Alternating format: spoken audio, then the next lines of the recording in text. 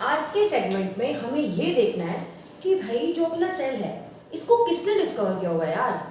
फैक्सिनेटिंग नहीं है ये सोचना कि सेल को भी तो किसने डिस्कवर किया होगा। हर चीज की हिस्ट्री है, ठीक है, महाराजाओं की हिस्ट्री है, तो क्यों ना हमारे सेल की डिस्कवरी को भी पढ़ लिया जाए। ठीक है, तो बेटा ये वाला पार्ट इज इम्पॉर्टेंट। इसमें से 1 मार्क के क्वेश्चन बन सकते हैं आपके यूनिट टेस्ट में बन सकते हैं, आपके एफएज में बन सकते हैं, कहीं भी बन सकते हैं। तो ये वाला पार्ट ना इंपॉर्टेंट है। 1 मार्क क्वेश्चन आपको यहाँ से देखने को इजीली मिल जाएगा आपके एग्जाम में। ओके, तो सेल डिस्कवरी पढ़ने के लिए ना बेटा हमें पहले अपने टाइम मशीन में, डोरेमोन वाली टाइम मशीन में बैठ के पीछे जाना पड़ेगा। ओके, तो क्या आप सीट बेल्ट बांध ली है? चले, डन। तो 1608 की कहानी थी मेरे नन्नू मुन्नू। 1608 में एक साइंटिस्ट होते थे ज़ेकारिस जेन्सेन। कौन? ज़ेकारिस जेन्सेन। कौन? ज़ेकारिस जेन्सेन। 1608 में एक साइंटिस्ट होते थे ज़ेकारियस जेन्सेन। वो क्या थे? लेंस बनाते थे। वो कौन से लेंस? एक चश्मे वाले लेंस, ठीक है, माइक्रोस्कोप में लगने वाले लेंस। तो उस जमाने में ये बनते थे और उस टाइम पे लगभग माइक्रोस्कोप की डिस्कवरी हो चुकी थी, कंपाउंड माइक्रोस्कोप की। अरे मैडम, माइक्रोस्कोप क्या है बताती हूँ। देखो माइक्रोस्कोप का काम क्या होता है, पहले ये समझो। जैसे मान लो मैंने यहाँ पे 2 डॉट्स बनाई हैं, अरे पापले, 2 डॉट्स हैं, 2 डॉट्स हैं मैम, ये तो एक ही डॉट लग रही है हमें।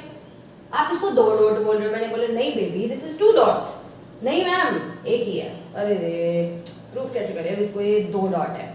तो ये काम करने के लिए ना हमको माइक्रोस्कोप की जरूरत पड़ती है।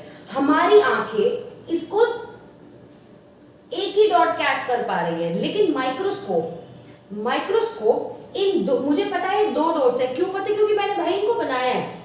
कोई भी होता, अगर मेरी जगह आसपास कोई भी खड़ा होता तो वो बोलता कि नहीं नहीं भाई एक ही डॉट है, विवाद हो जाता भाई इस बात का, तो एक ही डॉट है। लेकिन माइक्रोस्कोप क्या करेगा माय डियर छोटूस, इन 2 डॉट्स को ना अलग अलग करके बहुत मैग्नीफाई करके दिखाता है, ठीक है ना। जैसे मान लो यहाँ पे 2 डॉट से मिलके बने, तो एक डॉट इधर होगी और एक डॉट इधर होगी, और तो और इस डॉट के अंदर भी कुछ ना कुछ होगा, इस डॉट के अंदर भी कुछ ना टिक। तो मतलब ये जो 2 डॉट है, जो कि आपको एक डॉट दिख रही है, इन डॉट्स को सेपरेट भी करता है, डिस्टिंग्विश भी करता है, और इनके अंदर क्या क्या कॉन्स्टिट्यूएंट्स है उनको भी देख पाता है। तो यार बहुत कैडी चीज है माइक्रोस्कोप। तो हमारी आईज जो चीजें नहीं कैप्चर कर पाती उन चीजों को माइक्रोस्कोप इजीली कैप्चर कर पा रहा है। ओ माय गॉड, मस्त चीज है ये तो माइक्रोस्कोप का काम समझ में आया बेटा? जैसे मान लो ये डॉट है, अब मेरे को चुटकू सी दिख रही है। अब इसको मान लो 1x मैग्नीफाई कर दिया मैंने, तो इतनी बड़ी दिखेगी। 2x कर दिया, इतनी दिखेगी। 3x मैग्नीफाई मतलब 3 टाइम्स मैग्नीफाई कर दिया, इतनी बड़ी दिखेगी। 4x मैग्नीफाई, इतनी बड़ी। 5x। समझ रहे हो ना कि जितना टाइम्स आप उसको मैग्नीफाई करोगे वो उतना ब्रॉड करके दिखाएगा उस इमेज को। तो यार माइक्रोस्कोप तो मैग्नीफाई भी कर रहा है, जो चीजें आप नहीं देख पा रहे अपनी नेकेड आईज से उसको भी इजीली देख पा रहे हैं। तो 1608 में क्या था ना बेटा, माइक्रोस्कोप डिस्कवर हो चुके थे। उस टाइम पे माइक्रोस्कोप का बहुत बोलबाला था, ठीक है। तो सबसे पहले हमारे एक साइंटिस्ट है रॉबर्ट हुक जी। साइंटिस्ट का नाम यहां से इंपॉर्टेंट है।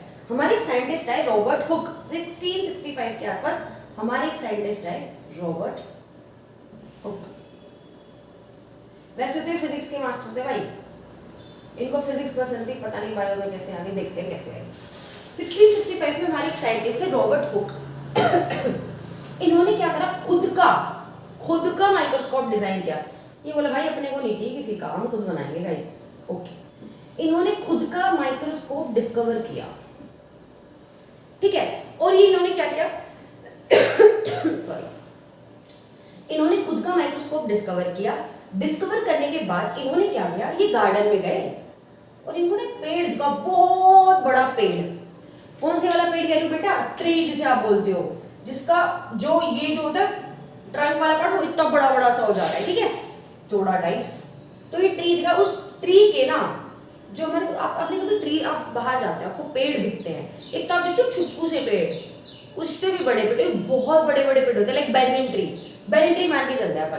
तो देखो उसके जो ये जो ट्रंक वाला पार्ट है, ये जो स्टेम जो बहुत बड़ा होकर डेड हो जाता है आखिरी में, जब वो बड़े हो जाते हैं ना तो स्टेम सेल्स पहले तो वो बहुत ही प्यारी प्यारी होती है, ग्रीनर ग्रीनर, जब वो बहुत 10-15 साल 20-25 साल बाद तो ब्राउन ब्राउन कलर का हो जाता है। मेरे को पता है, आप समझ गए होंगे, कॉर्क बोलते हैं बेटा उसको। क्या बोलते हैं? कॉर्क। अगर किसी बच्चे को समझ नहीं आ रहा है कि ये मैडम क्या बोले जा रही है, आप गूगल करोगे, गूगल करना बेटा कॉर्क, तो वहाँ पे ना आपको दिखाएंगे गूगल इमेज में कि कॉर्क क्या होती है। तो उसी कॉर्क को उन्होंने वहां से काट, जैसे मान लो इतना सा पीस मैंने काटा, उस कॉर्क को निकाला, मान लो ये कॉर्क आ गई, ठीक है। अब उस कॉर्क को उन्होंने वो छोटू सा हिस्सा काटा उसका, मान लो ये काट लिया, ये इतनी बड़ी कॉर्क थी, इसका छोटू सा हिस्सा काट लिया, और इसको उन्होंने अपने लेंस में देखा, अपने माइक्रोस्कोप में देखा, तो उन्होंने क्या पाया, मतलब उन्होंने माइक्रोस्कोप से जब उसको देखा तो उन्होंने क्या देखा, उन्होंने देखा कि ये जो कॉर्क है ना, इसके अंदर ऐसे डिजाइन्स, मतलब ऐसी चीजें बनी हुई हैं यार। अले पापले, अले पापले, ये क्या सिस्टम है भाई। तो आपको ये कैसा लग रहा है, मुझे बताओ, ये आपको कैसे कैसे ऐसा लग रहा है? आप कैसे लग रहा है? मधुमक्खी का छत्ता है अपना, जो गली मोहल्ले की गली में लग रहा था पेड़ के पीछे, है ना? Very good. तो ये उनको बी हाइव जैसा लगा, मधुमक्खी के छत्ते जैसा लगा। उनको लगा यार अरे बाप रे, ये क्या सिस्टम है यार, कॉर्क के अंदर उसका भी छोटा सा पार्ट लिया, तो वो ऐसे डब्बों से मिलके बना हुआ है, ऐसे बी हाइव से मिलके बना हुआ है ये कॉर्क। तो इसका मतलब है ये जो कॉर्क है ना, ये भी फर्दर बहुत सारी चीजों से मिलके बनी हुई है। ओके, ठीक है। अब उन्होंने और दिमाग लगाया, पहली पहली बारी में तो उनको लगाया भाई मधुमक्खी का छत्ता, दूसरी बारी में तो क्या क्या था, मैं पानी पी के आ गई, थोड़ा खाची खाची हो गया। ओके, तो उनको ना बिहाइंड जैसा लगाए, और उनको लगा यार उस जमाने में थे मोंटेसरी के जो मॉन्क्स होते थे, पंडित होते थे, वो ना ऐसी ही जगह में बैठ के अपनी पूजा साधना करते थे। तो उन्होंने बोला कि ये तो ना सैलास है, उस टाइप पे जब हो, जैसे हमारे यहाँ पे पंडित जी होते हैं भाई, किसी भी कमरे में बैठ के पूजा कर लेते हैं, मंदिर के सामने कर लेते हैं, राइट। लेकिन उस जमाने में ना वो एक खाली कमरे में बैठ के पूजा करते थे, उस जमाने के नन्स या फिर मॉन्क्स। तो वो उस जगह को बोला जाता था बेटा सैलास। क्या बोला जाता था? सैलास। तो यहां से हमने टर्म चुराई सेल। ओके, तो उन्होंने इनको ना फाइनली सेल का नाम दिया। उस सैलास से इनको उन्होंने इस पर्टिकुलर प्लेस को एक सेल नाम दिया। उन्होंने बोला कि यार ये जो कॉर्क था ना, ये जो प्लांट है, इसके जो ये कॉर्क था, ये क्या है, सेल से मिलके बनी हुई है, ठीक है। तो रॉबर्ट हुक ने क्या करा, रिपीट करती हूँ मैं, रॉबर्ट हुक ने क्या करा, एक फिजिशियन थे, मतलब ये बायोलॉजी से इनको कोई लेना देना नहीं था। उस जमाने में 1608 में माइक्रोस्कोप की डिस्कवरी हुई थी। 1665 के अंदर इन्होंने माइक्रोस्कोप अपना खुद का डिजाइन किया था।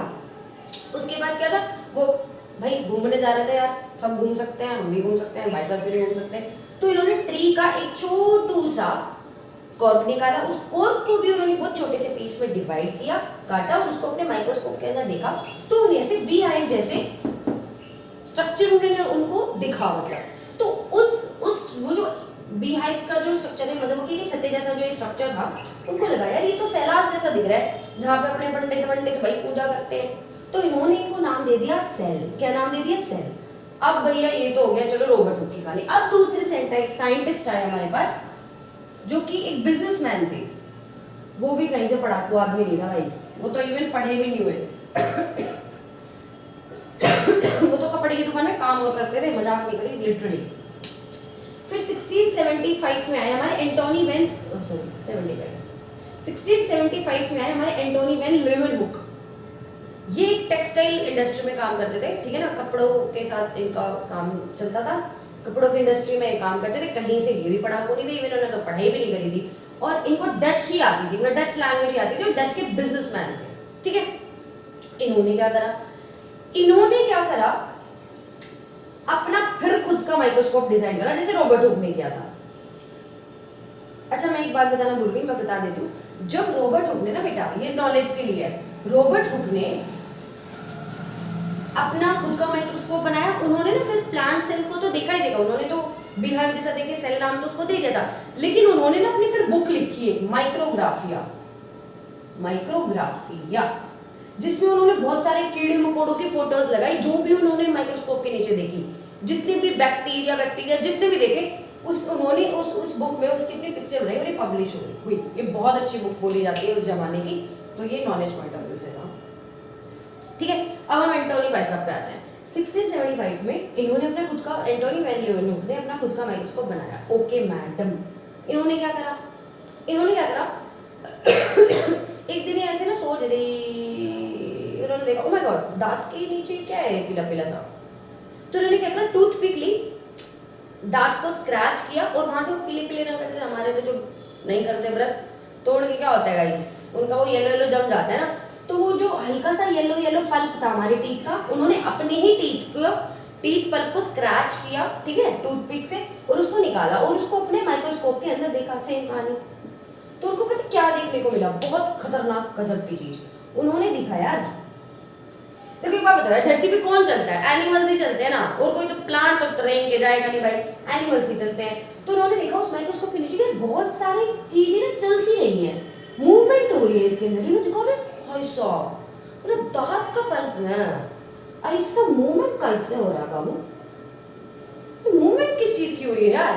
तो उन्होंने बोले ओ शिट मैन, तो उन्होंने इस चलती फिरती मूवमेंट वाले कीड़े मकोड़े जो उनको दिख रहे थे, इन्होंने इनको नाम दिया एनिमल्क्यूल्स। ठीक है, इन्होंने कहा कि भाई जो अपने दांत होते हैं ना, जो हमारी लिविंग सेल्स है दांत वाली, उनके नीचे से पल्प निकालो, उसमें आपको ना कीड़े रेंगते हुए मिलेंगे। इनको अभी भी समझ नहीं आया, ये कह रहे नहीं भाई चलो कुछ और करते हैं, कुछ और देखते हैं। तो ये पॉन्ड, मतलब भाई बॉटिंग कर रहे थे, पॉन्ड से भाई निकाला अपना एक गिलास पानी निकाला और अपने घर आ गए। फिर उन्होंने उस ग्लास पानी में से थोड़े थोड़े पार्ट्स निकाले, अलग अलग कटोरी में डिवाइड कर लिया, और उन ग्लास को, उस पानी को भी उन्होंने लेंस के नीचे देखा। तो उसमें भी उनको ना बहुत सारे स्टाइलिश माइक्रोब्स घूमते हुए मिले उनको, अलग अलग स्टाइल के। ये अपना घूम रहा है भाई, ये एक माइक्रोब है, ये अपना घूम रहा है। तो उनको ना ऐसी सी चीजें दिखी। तो देखो लिविंग सेल्स की डिस्कवरी करी थी इन्होंने, क्या बोला था, लिविंग सेल्स। तो एंटोनी वैन ल्यूवेनहुक ने, भाई स्पेलिंग गलत हो सकती है, ठीक है ना, तो आप देख लेना, मेरी स्पेलिंग पे विश्वास मत करना, ठीक है ना, ये तो मेरे छोटे उसका ही सकते हैं। देखो, तो एंटोनी वैन ल्यूवेनहुक ने 1675 में लिविंग सेल्स की डिस्कवरी करी थी। तो सबसे पहले सेल किसने डिस्कवर किया था बेटा, यस, रॉबर्ट हुक ने। दूसरे नंबर पे लिविंग सेल्स किसने डिस्कवर करी थी 1675 में, एंटोनी वैन ल्यूवेनहुक, ठीक है।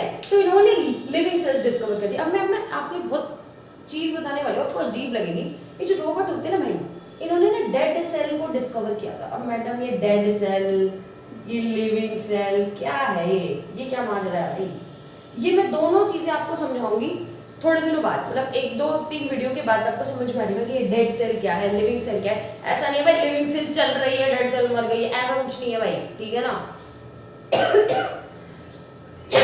अपने कॉन्सेप्ट में ठूस देना इसके अंदर, तो ये अलग चीज है।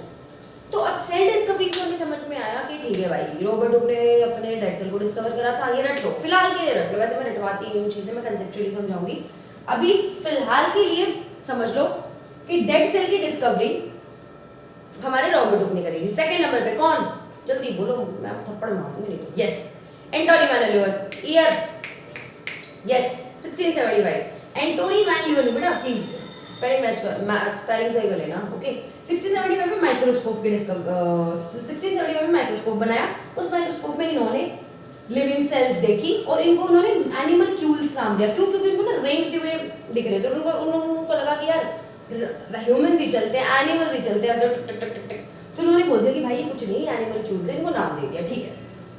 अब cell cell cell cell cell cell बहुत ज्यादा हो रहा था। अब इसके बाद दूसरी सेल थ्योरीज आती है।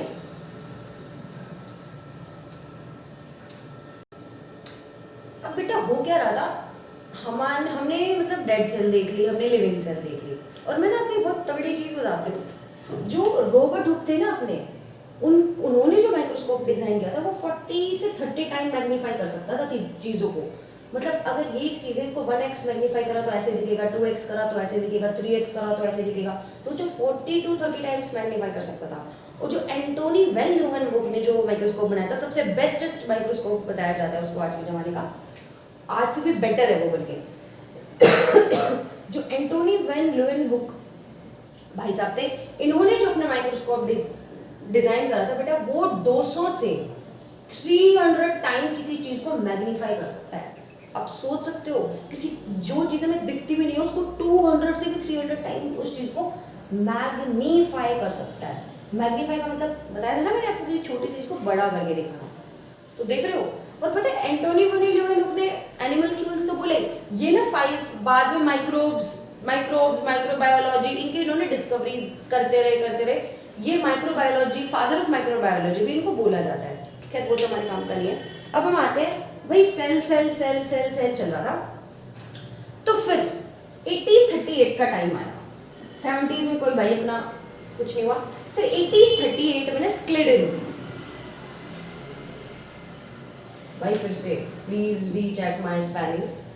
तो 1838 में स्क्लेडन ये बॉटनिस्ट थे। भाई बॉटनिस्ट क्यों है बेटा? बॉटनिस्ट होता है प्लांट, बॉटनी आ रहा है इसके अंदर, जो प्लांट्स की नॉलेज रखते हैं, जो प्लांट्स को पढ़ते हैं उन्हें बॉटनिस्ट बोलते हैं। जो एनिमल्स की स्टडी करते हैं उन्हें हम जूलॉजिस्ट बोलते हैं। ठीक है।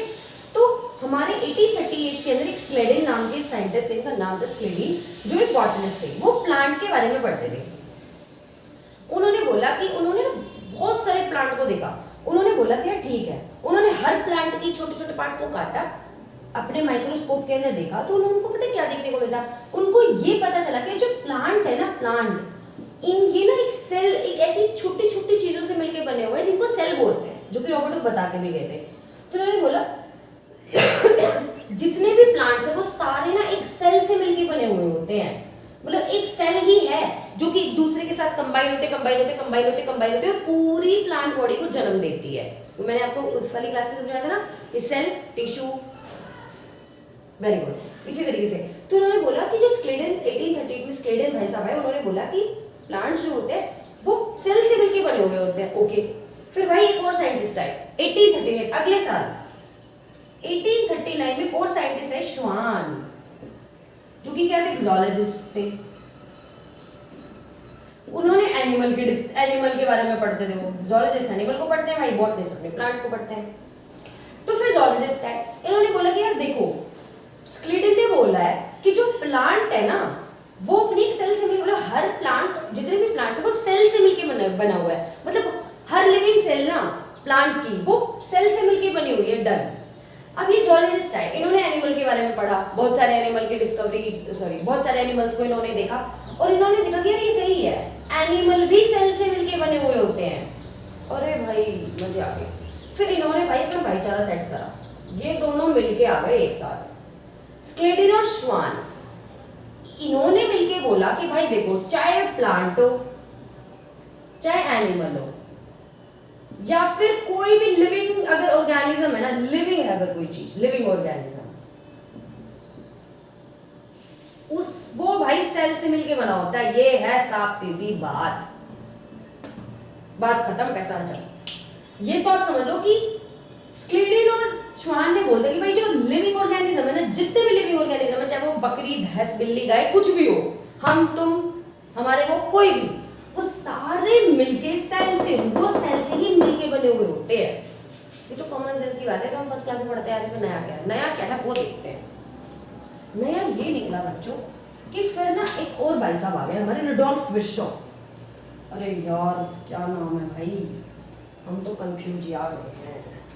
फिर एक साइंटिस्ट है रुडोल्फ विर्शो। इन्होंने बोला देखो, स्क्लेडन ने और श्वान ने ये चीज बता दी थी कि हम जितने भी लिविंग ऑर्गेनिज्म है वो सेल से मिलके बने हुए हैं, ठीक है। लेकिन ना वो ये नहीं बता पाए थे क्या, ये कि एक सेल ना, अब देखो ये सेल है भाई, अकेले तो अपना जीवन व्यापक कर नहीं सकती है भाई। ये सेल क्या करती है, ये सेल कह रही है कि भाई डिवाइड कर दो, बंटवारा कर दो, अब हम अकेले नहीं रह सकते, हमको भी 1 से 2 होना है, ठीक है। तो ये सेल क्या करती है, 1 से 2 हो जाती है। हम पढ़ेंगे इस टॉपिक को आगे आने वाले चैप्टर्स में। तो ये चीज ना रुडोल्फ विर्शो ने बताई क्या, कि बेटा ये जो एक सेल होती है, ये एक सेल है, मान लो पहले ये कोई सेल है, क्यूटी सेल, ये सेल कह रही है कि मन नहीं लग रहा है, बस अब तो हमें 2 होना है, 1 से 2 होना है। तो ये सेल क्या करती है, अपने आप को डिवाइड करती है 2 सेल में। फिलहाल के लिए इतना समझ लो, इसे बोलते हैं बेटा सेल डिवीजन। सेल बट गई, सेल का डिवाइड हो गया, तो एक सेल से 2 में बन गई, ठीक है। अब ये जो दो सेल्स बनी है ना, अब देखो ये जो सेल बनी है, ये वाली सेल और एक ये वाली सेल है, ये भी बेचारे के लिए थोड़ी ना रहेगी, ये भी डिवाइड करेगी, तो ये सेल भी, ये पर्टिकुलर सेल है, ये भी किसमें डिवाइड होगी, वेरी गुड, दो सेल में डिवाइड हो जाएगी। तो ये क्या आपने बैठ के बैठी रहेगी, यू करके मैं नहीं करूँगी डिवाइड, ये भी करेगी डिवाइड होड़ में, ओके मैडम ये भी डिवाइड करेगी क्या, यस ये भी डिवाइड करेगी, ये भी अपने दो सेल में डिवाइड करेगी, ये भी इसमें भी दो सेल डिवाइड करेगी, इसमें भी अपने दो सेल, अभी ये भी दो में डिवाइड हो जाएगी, ये भी दो में डिवाइड हो जाएगी, ये भी दो में, दो में, दो में, दो में, दो में, दो में। तो मोरल ऑफ द स्टोरी ये कि रुडोल्फ विर्शो ने बताया कि भाई देखो स्क्लेडिन और स्वान देखो, तुम बोल रहे हो कि हर लिविंग सिस्टम एक सेल से मिलके बना हुआ है, ये तो बात ठीक है भाई, लेकिन ये जो आप सेल सेल सेल बोल रहे हो ना, ये सेल डिवाइड भी कर सकती है, डिवाइड भी कर सकती है। कहने का मतलब है ये जो हमारी सेल थी, ये पुरानी वाली सेल थी भाई, ये डिवाइड होना चाहती है, ये डिवाइड हो गई, लो भाई अब पुरानी वाली कहाँ गई है, पुरानी वाली गायब नहीं बेटा, ये जो सेल थी, देखो ये सेल है ना, मान लो ये एक सेल है, ये डिवाइड कैसे होती है, ये मान लो ये एक सेल है, ये एक सेल, ध्यान से देखेंगे बच्चे, ये एक सेल थे, ये अपने कंटेंट को ऐसे डिवाइड कर लेती है, ऐसे बन गई दो सेल, दोबारा देखें, ये एक सेल थी गोल गोल, भाई देखो मेरा हाथ गोल नहीं बन सकता, समझ जाओ, तो फीलिंग्स मतलब गहराइयों को समझो, ये एक सेल थी, ये कह रही है कि भाई डिवाइड करना है मैडम, डिवाइड कर दो बस, अब डिवाइड बस मन नहीं लग रहा है, दो बनेंगे हम, तो ये सेल क्या करती है, ऐसे करके डिवाइड, मतलब जो पहले वाली सेल थी उसी सेल का कंटेंट दो हिस्सों में बराबर बराबर डिवाइड हो गया। तो रुडोल्फ विर्को ने बोला कि जो प्री एग्जिस्टिंग सेल, मतलब जो पहले वाली सेल थी उसी से ही नई दो सेल्स बनी है, यही सेल थ्योरी थी, इसे ही मॉडर्न सेल थ्योरी बोला जाता है बेटा। क्या? तो अब आई होप आपको समझ आएगा कि रुडोल्फ विर्को ने सेल डिवीजन को एक्सप्लेन करा था कि ये एक सेल है, ये एक सेल है, ये एक टाइम बाद खुद डिवाइड करेगी, इसी सेल का कंटेंट आधा इसमें इस वाली सेल में और आधा इस वाली सेल में है, मींस एक सेल जो डिवाइड हो रही है, दो सेल्स में जा रही है, इसका कुछ पार्ट, इसका मान लो 100% था, इस 100 का 50 इसमें चला गया, 50 इसमें चला गया, इसे ही सेल डिवीजन बोलते हैं, इसको हम बहुत डिटेल में और बहुत मजे से समझेंगे। हाल फिलहाल आपको मेरे अकॉर्डिंग आपको इतना समझ में आ गया होगा कि क्या कहानी थी रुडोल्फ विर्शो की। अब रुडोल्फ विर्शो ने अपनी बात बताई, अब आती है मॉडर्न सेल थ्योरी। अब बेटा देखो, जो स्क्लेडिन ने बोला ना, जो श्वान ने बोला था और जो रुडोल्फ ने बोला था, उसको मिक्स करा गया, उनकी बातों को, उनकी थ्योरी को मिक्स करा गया और एक चीज बना दी जिसे हम बोलते हैं सेल थ्योरी। क्या बोलते हैं? Cell theory. अब मैं सेल थ्योरी की जो भी आपने समझा है उसको पोस्चुलाइज करूंगी, उसके 3 पोस्ट। हाँ जी बच्चों, तो स्क्लेडिन और श्वान ने, स्क्लेडिन ने क्या बोला था कि जितने भी प्लांट है वो एक सेल से मिलके बना होता है, डन।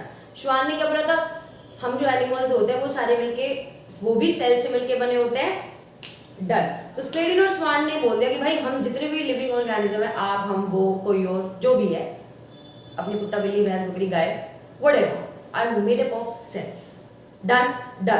फिर रुडोल्फ विर्शो आए। रुडोल्फ विर्शो ने क्या बोला कि भाई जितनी भी सेल्स है ना वो डिवाइड कर सकती है, मतलब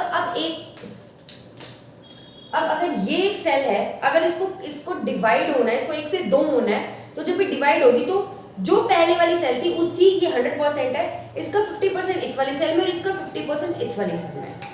अब इनके पोस्टुलेट लिख दे भाई, लिखो। पहला पोस्टुलेट इन्होंने बोला कि ऑल ऑर्गेनिजम्स,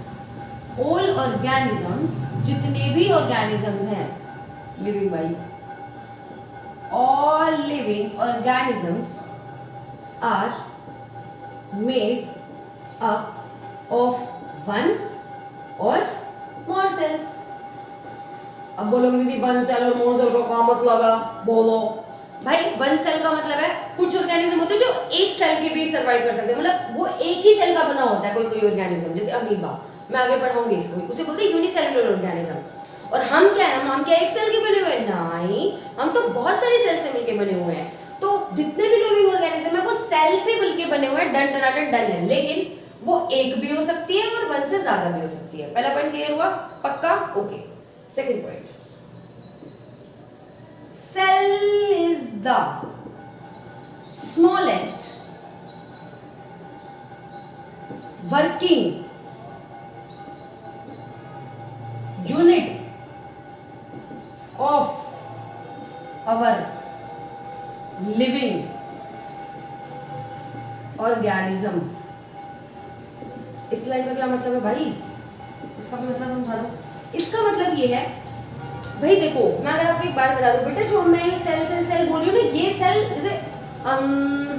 जैसे हमारा घर होता है उसमें किचन होती है, सारी चीज होती है, राइट। उसी तरीके सेल के अंदर भी चीजें होती है जो अपना काम खुद कर सकती है। सेल भी सांस लेता है, सेल भी पू करता है, सेल भी गैस को अंदर करता है बाहर करता है। ये हम आगे पढ़ेंगे बहुत डिटेल में, बहुत मजे आने वाले हैं आपको। तो सेल ना वर्किंग यूनिट क्यों बोला है मैंने, स्मॉलेस्ट तो चलो ये समझ आ गया मैडम। वर्किंग यूनिट मतलब सेल अपना काम खुद करती है, समझ में आएगा। थोड़ा सा वेट करेंगे कि जो सेल है वो स्मॉलेस्ट है, समझ आ गया। वर्किंग यूनिट ऑफ लाइट है कि सेल भी अपने अंदर एक छोटा सा घर है, सेल भी छोटू सा घर है जिसमें अपने काम चल रहे होते हैं, समझ में आ गई। Third point, all cell arises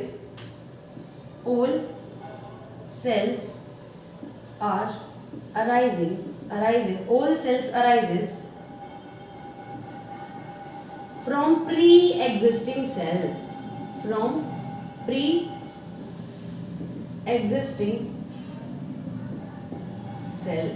third वाली लाइन का मतलब क्या है कि जितनी भी सेल्स है वो प्री एग्जिस्टिंग सेल से आ रही है। कैसे, ये एक सेल थी जो रुडोल्फ विर्को ने बताई थी, ये सेल डिवाइड होगी, दो में डिवाइड होगी भाई, ठीक है। ये एक सेल थी, ये दो सेल्स में डिवाइड हो गई है।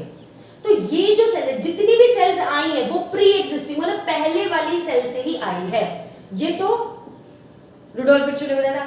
अब देखो इस पूरी पोस्टुलेट को ही हम मॉडर्न सेल थ्योरी बोलते हैं बेटा, मॉडर्न सेल थ्योरी, जो कि कुछ नहीं है, समरी है स्लीडेन, स्वान और रुडोल्फ विर्को की, ठीक है। पहला वाला पॉइंट समझ आ गया होगा कि all living organism are made up of one or more sales. ये और अच्छे से बेटर वे में आपको बाद में समझ आएगा, जब मैं आपको यूनिसेल्युलर ऑर्गेनिज्म, मल्टीसेल्युलर ऑर्गेनिज्म जब समझाऊंगी ना, जब आपको ये पॉइंट मैं दोबारा वहां पे एक्सप्लेन करूंगी कि बेटा आया ना समझ में। Second point, cell is the smallest working unit of a living organism. जितनी भी सेल्स आई है वो पहली वाली सेल से आई है, ये भी समझ आ गया होगा गाइस। तो यहां तक आई होप आप सभी को समझ में आया होगा कि क्या है सेल डिस्कवरी, क्या है सेल थ्योरीज। समराइज करें हम, ओके।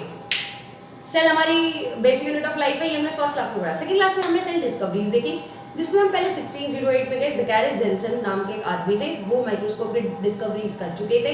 वो जमाने में बहुत ज्यादा लेंसेज बन रहे थे, तो उसी से ही प्रभावित होकर कुछ टाइम बाद हमारे रॉबर्ट हुक भाई साहब आए। रॉबर्ट हुक ने क्या करा, अपना खुद का माइक्रोस्कोप डिजाइन करा। उस माइक्रोस्कोप को डिजाइन करने के बाद उन्होंने गार्डन में गए और गार्डन से उन्होंने प्लांट का कॉर्क निकाला। उस कॉर्क को उन्होंने अपने माइक्रोस्कोप के अंदर देखा तो उन्होंने क्या पाया, बीहाइव जैसे, मधुमक्खी के छत्ते जैसे स्ट्रक्चर्स बने हुए हैं, और वो उनको ना कुछ मॉन्टेसोरी के मॉन्क के कमरे जैसे लग रहे थे। उस जमाने में उन कमरों को सेलास बोला जाता था, वहां से उन्होंने डिराइव करा सेल वाला वर्ड, वहां से नाम दिया सेल। तो रॉबर्ट हुक ही थे जिन्होंने सेल डिस्कवर किया था, डेड सेल डिस्कवर करा था। रॉबर्ट हुक का जो माइक्रोस्कोप था वो 30 से 40 टाइम चीजों को मैग्नीफाई कर सकता है, और मेरे को पता है मेरे बच्चे जितने भी हैं उन सबको मैग्निफिकेशन का मतलब माइक्रोस्कोप का काम बहुत अच्छे से जानते हो। फिर इन्होंने अपनी एक बुक लिखी जिसे माइक्रोग्राफिया के नाम से जाना जाता है, वो उस टाइम पे बहुत फेमस हुई थी। उनमें उन्होंने अपने, देखो कोई भी चीज़ नहीं आती है ना यार, तो हम उसके साथ सारी खुरापाती कर लेते हैं, तो वो भी उन्होंने भी वैसे करा, ह्यूमन नेचर गाइस। तो उन्होंने माइक्रोग्राफिया बुक में अपनी जितनी भी चीज़ें उन्होंने अपने माइक्रोस्कोप के अंदर देखी वो सारी उन्होंने अपनी लिख डाली, वो पब्लिश कर दी, ठीक है, कहानी खत्म। दूसरी बारी में आए हमारे 1675 के आसपास एंटोनी वैन लीएनहुक। उन्होंने क्या करा, टीथ वाले, याद आया टीथ के, हाँ वही सही बोल रहे हो, टूथपिक लेके टीथ की सेल्स निकाली, टीथ की सेल्स नहीं सॉरी, ये जो पीला पीला पार्ट होता है उसको निकाला, उसको माइक्रोस्कोप के अंदर देखा तो उनको ना कुछ रेंगते हुए कीड़े दिखाई दे रहे थे। तो उनको लगा कि एनिमल जैसे भागता दौड़ता रहता है, तो उन्होंने उनको नाम एनिमल्क्यूल्स दे दिया, ओके। फिर कौन आया हमारे 1838 के आसपास हमारे आए, अच्छा हाँ, जो हमारे एंटोनी वैन लीएनहुक थे उन्होंने लिविंग सेल डिस्कवर करी थी, आप सबको पता है। उन्होंने पौंड के पानी पे भी डिस्कवरी करी थी, पौंड के पानी पे भी उन्होंने काम किया था। उन्होंने पौंड के पानी में भी एक गिलास पानी भर के लाए थे अपने घर पे, उसको भी माइक्रोस्कोप के अंदर ऑब्जर्व किया था। तो उन्होंने देखा कि यार सही है भाई, ये कुछ इसमें कुछ नहीं होता हुआ चीज़ें दिख रही हैं उनको। उन्होंने बोला कि पानी में जो आप नहीं देख पा रहे ना, वो माइक्रोस्कोप देख रहा है, और उनको रेंगती हुई कुछ चीज़ें दिखाई दे रही है, तो उन्होंने उनको माइक्रोब्स नाम दे दिया था। तो जो माइक्रोब्स हैं, जो कीड़े मकोड़े हैं, या फिर जो ऐसे माइक्रोब्स है छोटू छोटू, जो आपने 8th क्लास में भी पढ़ा होगा, फंगस, एल्गा, वायरसेस, बैक्टीरिया, या आप नहीं देख पाते, वो उन्होंने वो अपनी बुक के अंदर लिखे कि भाई यार, उन्होंने भी फिर बाद में अपनी बुक लिखी, और इनको फादर ऑफ माइक्रोबायोलॉजी भी बोला जाता है। उसके बाद हाँ, उनका जो माइक्रोस्कोप था ना एंटोनी वेन ल्यूनोक का, वो रॉबर्ट हुक से भी फार बेटर था। रॉबर्ट हुक का 30 to 40 टाइम मैग्नीफाई कर पा रहा था, लेकिन एंटोनी वेन ल्यूनोक का 200 से 300 टाइम्स उसको मैग्नीफाई कर पा रहा था।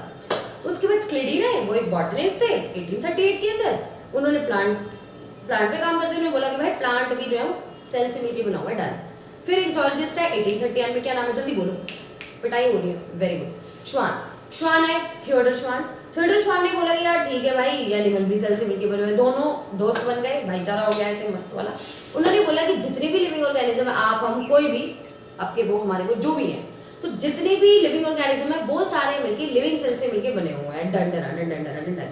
फिर एक नए साइंटिस्ट है रुडोल्फ विर्को ने बोला भाई कुछ नहीं होता, एक सेल होती है, वो डिवाइड होती है, 2 पार्ट्स में वो चली जाती है, जो वो पुरानी सेल थी उसी का ही कंटेंट नए वाले सेल्स में होता है, और जितनी भी प्री एग्जिस्टिंग सेल थी उसी से ही आने वाली न्यू सेल्स मिलके बनी हुई होती है।